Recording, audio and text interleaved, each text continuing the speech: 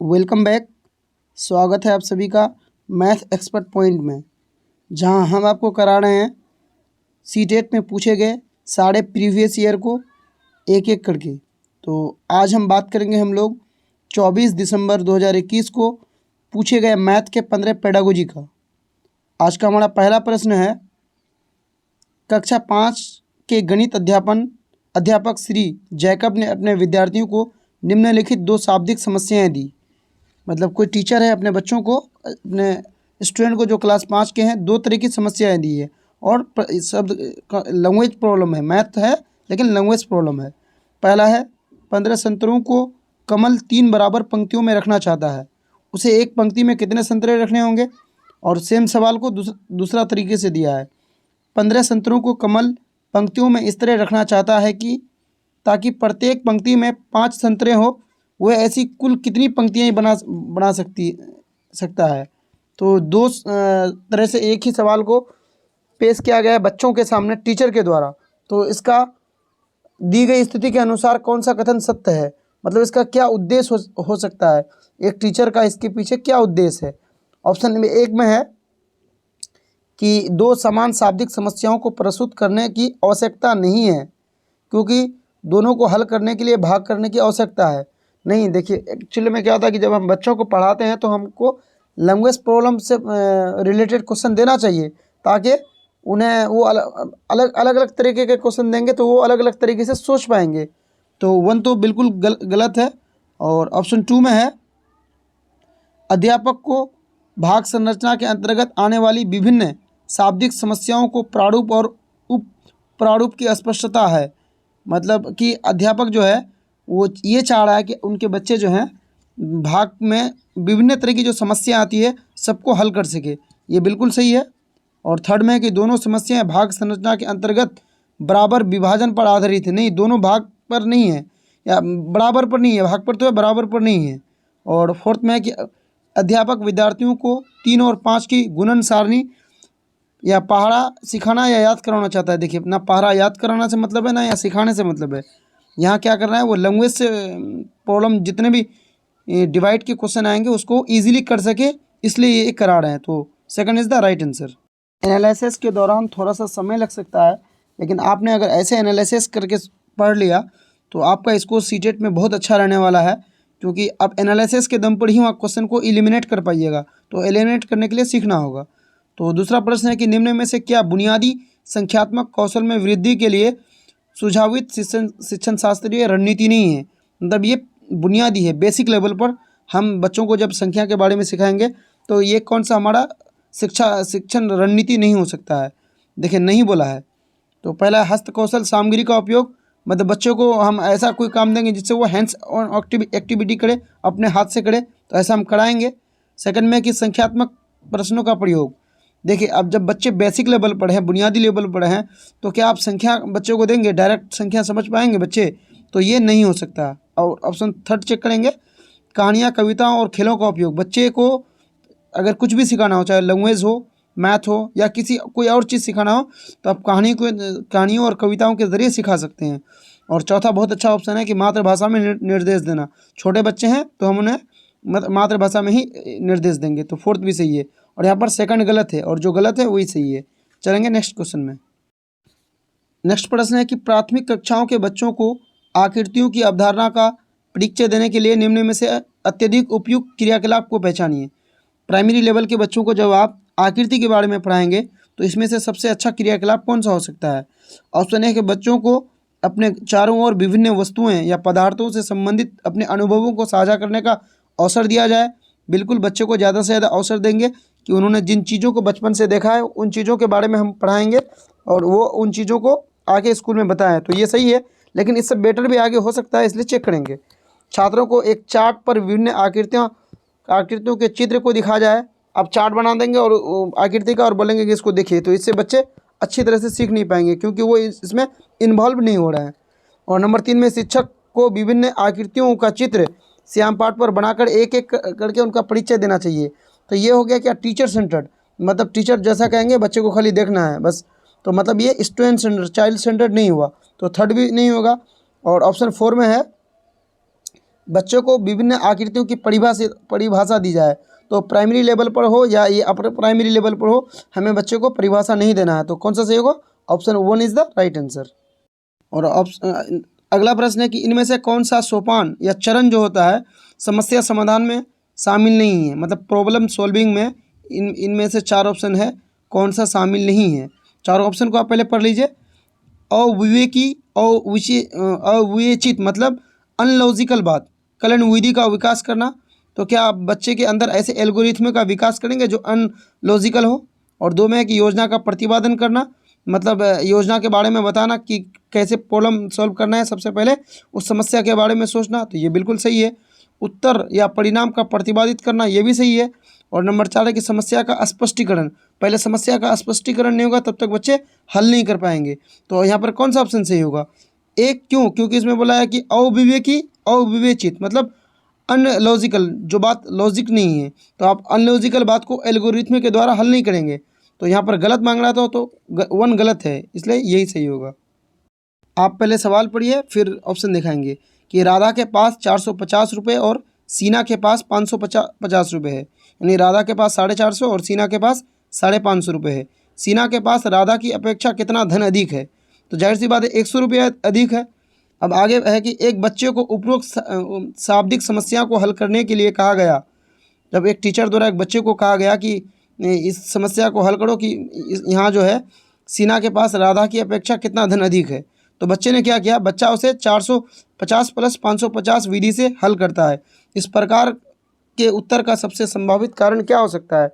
बच्चे ने क्या किया? जोड़ लिया, क्योंकि उन्हें बोला था कि सीना के पास राधा की अपेक्षा कितना अधिक धन है, तो उन्होंने अधिक जो बोला तो क्या किया? वो जोड़ लिया। तो अब ऑप्शन में है बच्चे में पढ़ने की कौशल की कमी है, तो क्या बच्चे पढ़ नहीं पा रहे हैं? ऐसा नहीं है, पढ़ने की यहाँ पर कोई बात हुई नहीं है।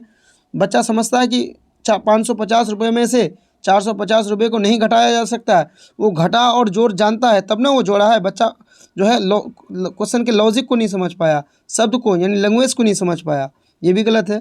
थर्ड में कि बच्चा संख्याओं के योग की कलन विधि नहीं जानता, कलन विधि नहीं जानता तो वो जोड़ता कैसे? योग तो जानता है।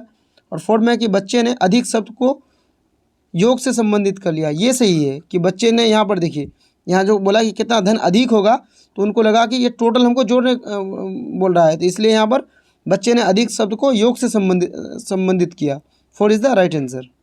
नेक्स्ट प्रश्न है, स्थानीय मान की अवधारणा को प्रस्तुत करने से पूर्व, यानी जब अवधारणा पढ़ाएंगे हम किसका? स्थानीय मान का, प्लेस वैल्यू का, उससे पहले छात्रों को मूर्त सामग्री से गिनती और समूहकरण क्रियाकलाप कराने चाहिए।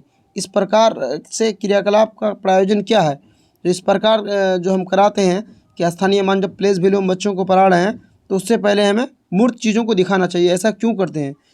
ऑप्शन 1 है, ऑप्शन को आपने पढ़ लिया होगा, हम देखिए एक तरफ से उसको एलिमिनेट करते जाएंगे। छात्रों के उत्तम प्रेरक कौशल में सुधार, उत्तम प्रेरक कौशल किसको बुलाता है? मोटर स्किल को, इंग्लिश में क्या बुलाता है इसको? Motor skill. तो बताइए हम प्लेस वैल्यू में मोटर स्किल कहीं से आएगा? यहाँ बोला कि छात्रों के उत्तम प्रेरक कौशल में सुधार करना है, मतलब मोटर स्किल में सुधार करना, बिल्कुल गलत है। ये दैनिक जीवन में, देखिए दैनिक जीवन करके इसको सही नहीं कर दीजिए, पूरा पढ़िएगा। ये दैनिक जीवन में उपयोग की जाने वाली वस्तुओं के समूह बनाने में सहायता करता है। अब यहाँ जब स्थानीय मान के बारे में पढ़ाना चाह रहे हैं, उससे पहले मूर्त चीज़ें दिखाएंगे, तो ये सीरेशन का इसमें कोई बात आएगा नहीं। यहाँ बोला कि वस्तुओं के समूह बनाने में सहायता करेगा, तो ऐसा बिल्कुल नहीं है कि दैनिक जीवन की वस्तुओं को इससे समूह में लगा लेगा। और नंबर 3 में है, ये दी गई सामग्री की आकृतियों को पहचानने में सहायता करेगा। प्लेस वैल्यू जब हम पढ़ाएंगे तो मूर्त चीज़ें दिखाएंगे तो आकृति तो उसमें आएगी नहीं, कोई पैटर्न आएगा नहीं, तो उसको कैसे पहचानने में मदद करेगा? तो थर्ड भी नहीं होगा।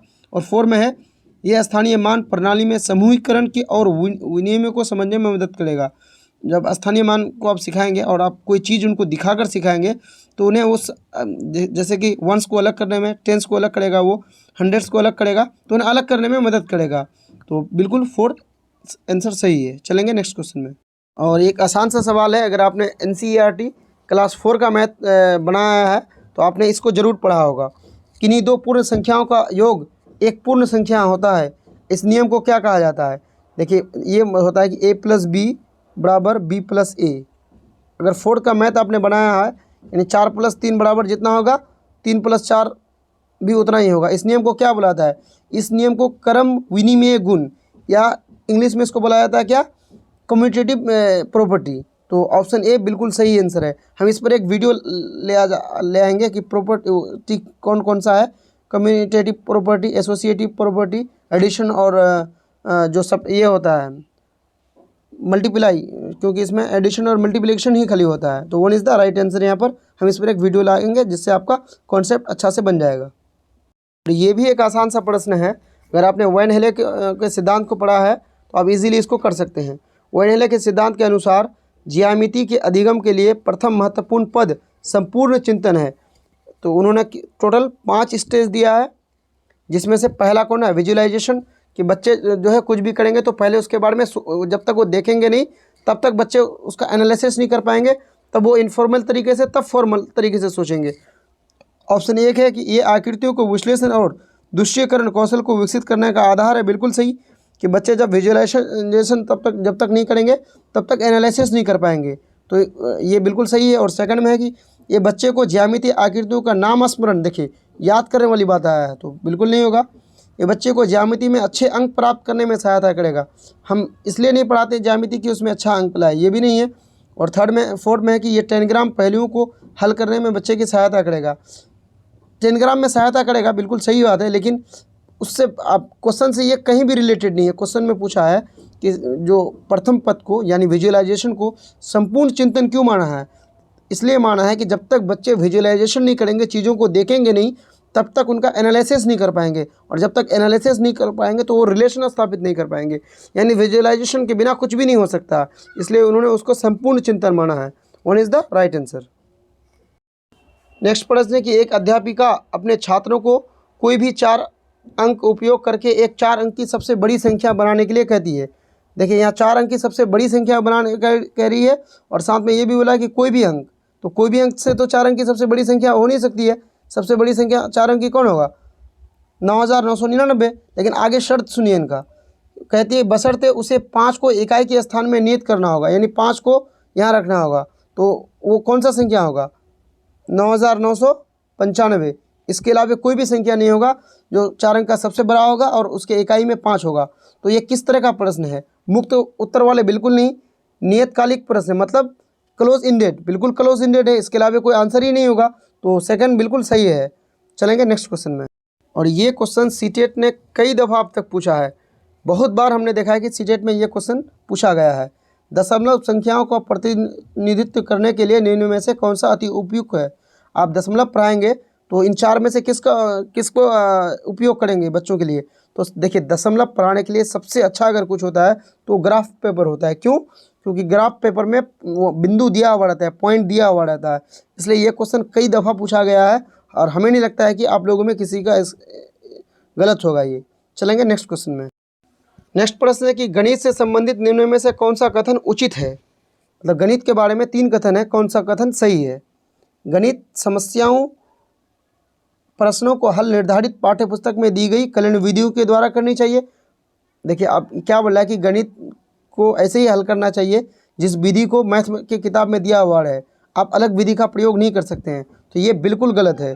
बच्चे को जैसे समझ में आएगा हम उस तरह की विधि का उपयोग करेंगे। तो ए तो गलत है। और बी में है कि गणित केवल, देखिए केवल है लेकिन आगे देखिए संख्याओं और संख्या की अवधारणा के बारे में है, बिल्कुल गलत। गणित सिर्फ संख्या की अवधारणा के बारे में नहीं है। गणित बच्चे को सोचना सिखाता है। बच्चे को हमको ऐसे पढ़ाना है कि वो गणित की ही भाषा में सोचे, और गणित के बिना कुछ भी नहीं है। तो बी भी गलत है। और सी में है गणित के प्रश्न समस्याओं को हल आलोचनात्मक चिंतन को बढ़ावा देता है। ये बिल्कुल सही है। क्यों, क्योंकि गणित जो है बच्चों के लॉजिक को बढ़ाता है, लॉजिकल थिंकिंग को बढ़ाता है। तो सी बिल्कुल सही है, जो ऑप्शन 3 में है, केवल C, third is the right answer. चलेंगे नेक्स्ट क्वेश्चन में। ये भी एक आसान सा प्रश्न है। एक बस संख्या 405, बस संख्या कितना है 405, ये बस का संख्या है, नाम नहीं दिया है, नाम की जगह संख्या दिया है। ए से स्थान बी के बीच चलती है, कोई दूरी है ए, वहाँ से बी तक चलती है। ऊपर दिए गए कथन में किस प्रकार की संख्याओं के चित्रण के उपयोग किया गया, मतलब ये संख्या का उपयोग किस सेंस में हुआ है। प्रेक्षित संख्या बिल्कुल नहीं। क्रम सूचक संख्या क्रम दर्शाने के लिए नहीं, क्रम दर्शाने के लिए तब होता है जब बोलेंगे 1 2 3 और दूसरे नंबर के बस ने ऐसा किया, तब होगा। तो गणन तो ये गिनने के लिए भी नहीं है, कार्डिनल के लिए भी नहीं है। 10 बस रहता, उसमें से कोई एक होता तब गिनने के लिए होता। और चौथा है कि नामिक अंकित संख्या, मतलब नामकरण करने के लिए, नाम से पुकारने के लिए। तो ये संख्या क्या है, नाम के उनके स्थान पर यूज़ किया गया है, जो ऑप्शन 4 में है। चलेंगे नेक्स्ट क्वेश्चन में। और ये क्वेश्चन भी सीटेट का फेवरेट क्वेश्चन है। ये सीटेट के लिए VVI क्वेश्चन है और हर सेट में ऐसा क्वेश्चन अमूमन किसी न किसी सब्जेक्ट में कई 1-2 क्वेश्चन रहता है। 5 सब्जेक्ट में किसी में भी रह सकता है। अशुद्धियाँ अधिगम का एक आवश्यक अंग है कि ये जो बच्चे गलती कर रहे हैं वो लर्निंग का उनका एक अंग है। बिल्कुल सही है। देखिए ये बिल्कुल सही है। तो असत्य जहाँ होगा उसको हटा देंगे। एक में है असत्य, उसको हटा दिए। 2 में है कि सत्य है, क्योंकि ये शिक्षक और छात्रों दोनों के लिए अवसर उपलब्ध कराता है कि वे अपनी अशुद्धियाँ का विश्लेषण करें और उन्हें प्रभावपूर्ण तरीके से देखें। और सी में है, देखिए सी में भी सत्य है, उसको भी पढ़ेंगे। सत्य है क्योंकि ये दर्शाता है कि छात्र अधिगम नहीं कर रहे हैं। देखिए छात्र अधिगम नहीं कर रहे हैं, इस चीज़ को नहीं दर्शाता है। अब तक सेकंड सही है, लेकिन फोर्थ हम चेक करेंगे। फोर्थ में क्या है कि असत्य है, तो असत्य है तो इसको पहले हटा देना है, इसको हटा देना है। इसका मतलब कि सेकंड बिल्कुल सही है। चलेंगे नेक्स्ट क्वेश्चन में। तो NCF 2005 और NEP 2020 को अच्छे से पढ़ना है। ये सवाल NCF 2005 का है कि NCF 2005 के अनुसार गणित अधिगम के लिए निम्न में से उच्चतर उद्देश्य कौन सा है, मतलब हाइयर जो एम होता है वो कौन सा है। पहला है कि गणित की समस्याएं हल करने में बच्चों को प्रवीण बनाना, मतलब बच्चे को गणित की समस्या बनाने के लिए एकदम सटीक बनाना, ऐसे तैयार करना कि वो गणित का सही समस्या हल कर सके। ऐसा नहीं है कि हम गणित को इसलिए पढ़ाते हैं कि बिल्कुल सही तरीके से कहे, सटीकता हो, उसमें गलती हो सकती है तो 1 नहीं होगा। NCF 2005 के अनुसार पूछ रहा है तो उन्हीं के कॉन्टेक्स्ट में हम जवाब देंगे। उन्हें रोजगार वाले वयस्क बनाना, बिल्कुल नहीं। हम बच्चे को गणित इसलिए नहीं पढ़ाते हैं कि वो रोजगार पा सके। 3 में है कि बच्चे के मस्तिष्क का गणितीयकरण करने के लिए उसके आंतरिक संसाधनों का विकास करना। ये बिल्कुल सही आंसर है कि बच्चे का हमको क्या करना है, दिमाग का मैथमेटाइजेशन करना है। 4 में है कि बच्चों में प्रतिमान और संख्याओं को ज्ञान करने को विकसित करना, बिल्कुल गलत है। 3rd is the right answer. आज का हमारा लास्ट प्रश्न है। एक व्यक्ति कहता है कि गणित में लड़कियां लड़कों की अपेक्षा अच्छी होती है। इस दावे के लिए निम्न में से कौन से आंकड़े सहायक होंगे। मतलब कोई व्यक्ति कहता है कि गणित में लड़कियां अच्छी होती है लड़के के मुकाबले, और इसे प्रूव करना है। तो 4 ऑप्शन है, कैसे प्रूव करेगा वो। समुदाय के अनेकानेक व्यक्तियों की राय लेना, मतलब बहुत से समुदाय के बहुत से लोगों की राय लेंगे जिससे ये पता चलेगा कि लड़कियां गणित में ज़्यादा तेज होती है। ऐसा बिल्कुल नहीं है। गणित में एक परीक्षा लेना और लड़के तथा लड़कियों द्वारा प्राप्त अंकों की तुलना करना, ये भी नहीं है कि हम परीक्षा लेके ये साबित कर देंगे कि लड़कियां ज़्यादा तेज होती है या लड़के ज़्यादा तेज होते हैं। घर और विद्यालय में उसके पूर्व अनुभव, ये तो और नहीं है। गणित की जब हमको ये करना है कि लड़कियां साबित करना है कि लड़कियां ज़्यादा मैथ जानती है, इससे पूर्व अनुभव से हम कभी अंदाज़ा लगा नहीं पाएंगे। और नंबर 4 में है कि जेंडर और गणित के क्षेत्र में विविध शोध अध्ययन। देखिए ये सही है कि अब तक कितना किसका योगदान रहा है, महिलाओं का कितना योगदान रहा है, पुरुषों का कितना योगदान रहा है, इस पर हम एक अगर शोध करेंगे तो हमें कुछ ना कुछ अंदाज़ा लग जाएगा। तो आज हमारा 15 जो ऑब्जेक्ट इसका CDP पेडागोजी का था, मैथ पेडागोजी का, वो यहाँ समाप्त हो रहा है। अगर आप चैनल में नए हैं तो सब्सक्राइब और लाइक ज़रूर करें। वीडियो थोड़ा सा लंबा हुआ, लेकिन इस तरह के एनालिसिस आपको एग्ज़ाम में बहुत ज़्यादा फ़ायदा करेगा। Thank you.